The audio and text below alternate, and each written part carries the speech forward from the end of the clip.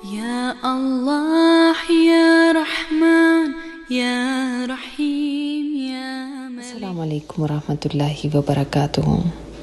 بہت دفعہ زندگی میں ہم تمنا کرتے رہتے ہیں کہ کاش ہمارے پاس ایسے حالات ہوتے یا وہ مواقع ہوتے جو دوسروں کے پاس ہیں تو ہم بھی نیکی کے کوئی کام کر پاتے۔ اگر آپ بھی ان لوگوں میں سے ہیں جن کو یہ حالات میسر نہیں یا ایسے مواقع میسر نہیں تو جانتے ہیں کہ نیکی کی تمنا کرنے پر بھی آپ کو وہی اجر مل جائے گا جو نیکی کرنے والے کو ملتا ہے۔ اس کے لیے آپ کے سامنے ایک حدیث رکھنا چاہتی ہوں۔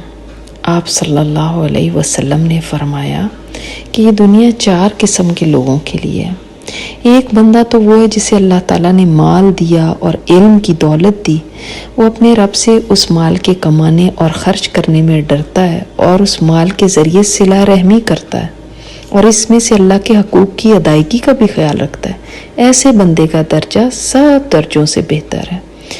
اسی طرح دوسرا ایک اور بندہ ہے جسے اللہ تعالیٰ نے علم دیا لیکن مال و دولت سے اسے محروم رکھا، پھر وہ نیت سچی رکھتا ہے اور کہتا ہے کاش میرے پاس بھی مال ہوتا تو میں اس شخص کی طرح عمل کرتا، لہٰذا اسے اس کی سچی نیت کی وجہ سے پہلے شخص کی طرح اجر برابر ملے گا۔ اسی طرح ایک تیسرا آدمی ہے جسے اللہ تعالیٰ نے مال و دولت سے نوازا ہے لیکن علم سے محروم رکھا ہے۔ وہ اپنے مال میں غلط روش اختیار کرتا ہے، مال کے کمانے میں اللہ تعالیٰ سے ڈرتا نہیں ہے، خرچ کرنے میں نہیں ڈرتا، نہ صلہ رحمی کرتا ہے، نہ اس مال میں سے اللہ تعالیٰ کے حق کا خیال رکھتا ہے، تو ایسے شخص کا درجہ سب درجوں سے بدتر ہے۔ اور چوتھا ایک وہ شخص ہے جسے اللہ تعالیٰ نے مال و دولت اور علم دونوں سے محروم رکھا ہے۔ وہ کہتا ہے کاش میرے پاس مال ہوتا تو میں بھی فلاں کی طرح لوٹاتا، یعنی برے کاموں میں خرچ کرتا، جو تیسرا انسان ہے اس کی طرح کرتا، تو اس کی نیت کا وبال اس کو ملے گا اور دونوں کا عذاب اور ان کا گناہ برابر ہوگا، یعنی تیسرے اور چوتھے کا گناہ برابر ہوگا۔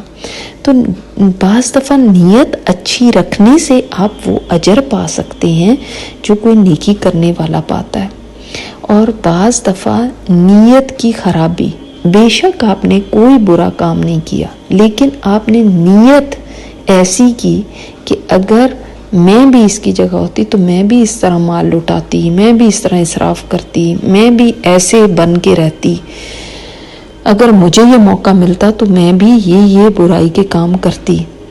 اگر اس قسم کی نیت کی تو سمجھ لیں کہ اس گناہ میں آپ شامل ہو گئے، اس نیت کی وجہ سے وہی گناہ آپ کے ذمے بھی لکھ لیا جاتا ہے۔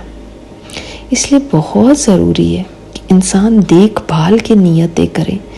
یہ جو ہم تمنا کرنے لگتے نا کسی کو بھی دیکھ کے کہ کاش میرے پاس بھی ایسا ہوتا تو میں یہ کرتی، تو کم از کم ضرور دیکھیں یہ بات کہ میں کس چیز کی تمنا کر رہی ہوں، یہ کوئی اللہ تعالیٰ کی پسند کا کام ہے یا ناپسند کا۔ خدا نہ خواستہ اگر ایسی نیت کر لی جو اللہ تعالیٰ کی ناپسند کا کام ہوا تو ہم بھی اس گناہ میں شامل سمجھے جائیں گے، گنے جائیں گے، اور اس کا وبال خدا نہ خواستہ ہمارے اوپر بھی آ سکتا ہے۔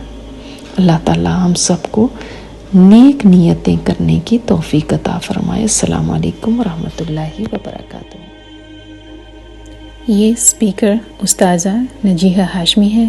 ان کی مزید آڈیو سننے کے لیے لاگ ان کریں الرحمہ.org پر ARRAHMA.org۔